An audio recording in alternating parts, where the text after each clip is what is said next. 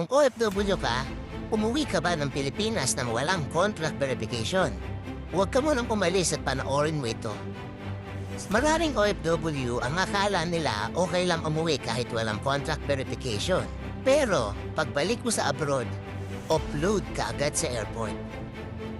Kahit matagal ka na sa employer mo, kahit legal ka sa abroad, kapag walang verified contract, pwedeng hindi ka palabasin ng Pilipinas.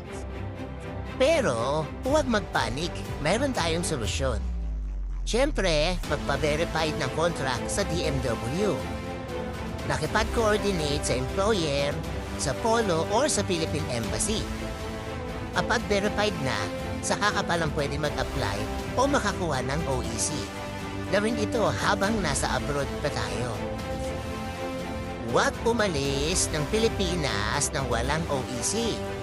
Mas okay ang delay flight kaysa sa offload at saka magbayad or magpa-rebook. Dagdag stress. Kaya share mo na to sa mga kapwa nating OFW. Mas mabuti lang may alam ka kaysa magsisi ka sa bandang huli. Lalo na pag nasa airport ka na. So kung gusto niyo ng ganitong tip, ito lang po ang inyong lingkod. Don't forget to like, follow, and share. Ito lang po ang inyong lingkod si Kabusog. Update para sa OFW.